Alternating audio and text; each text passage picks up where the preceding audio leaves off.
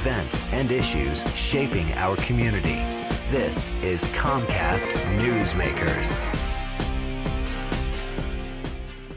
It's Children's Week on the plaza of the state capitol. I'm Spiro Kent. You can tell all kinds of activity taking place behind me.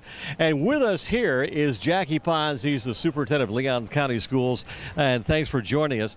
Give us a unique perspective of this legislative session and how it affects education. It seems like education is the forefront of all the different issues.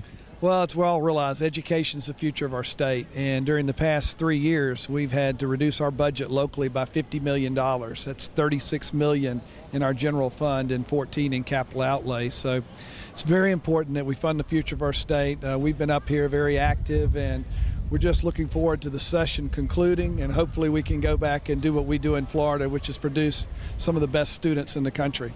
Is the status quo a win this time around? I think if we can maintain close to where we were last year, that we can survive another year. But eventually, we're going to have to look at what we're doing to the future of our state. We're going to have to expand our funding and come up with a permanent revenue source for public education. I think that would be very important, like a lot of states have done around the country. What ideas do you have for something like that?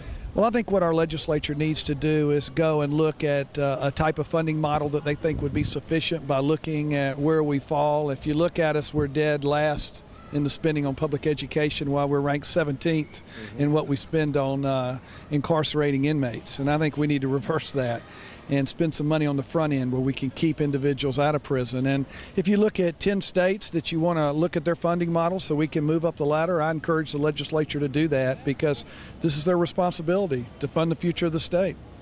It looks like the only way you can fund education is from the general fund. I mean, you have revenues coming in. This has been an austere year for the budget because of the cuts that have taken place and because of the economy being the way it is.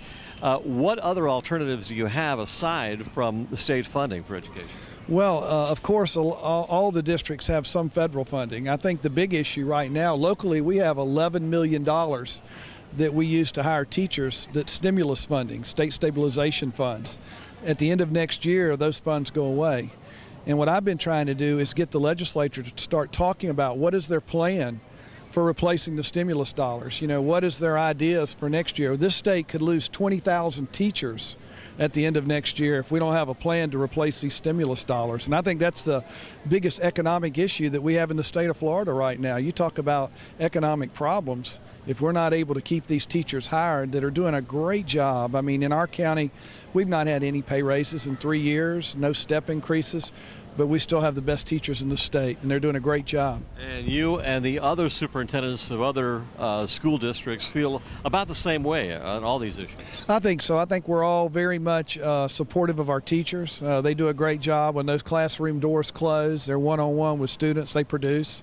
We need to support them. We need to cut the red tape, let them make curriculum decisions in the classroom that help our students to be successful. And we need to come up with funding, for education. Education seems to be the theme here today. You think it's made an impact with the legislators on how important people think education is? We hope so. I think the more involved our parents are, the education belongs to the working people throughout the state of Florida, the middle class that depend on it. They want opportunities for their children that maybe they didn't have for themselves. And we need to make sure that we give our children a voice. We need to be up here. We need to be talking to the legislators to let them know, as hopefully they already do, but to make sure they understand the importance of public education to the future of our state. Children's Week has gone a long way in making that happen. And this is the impact this day has had. Okay, well, thank you very much. Thank you. This hour's newsmaker has been Jackie Pons. He's the superintendent of the Leon County School District. I'm Spiro Canton here in the plaza of the state capitol. For Comcast Newsmakers, we thank you for joining us.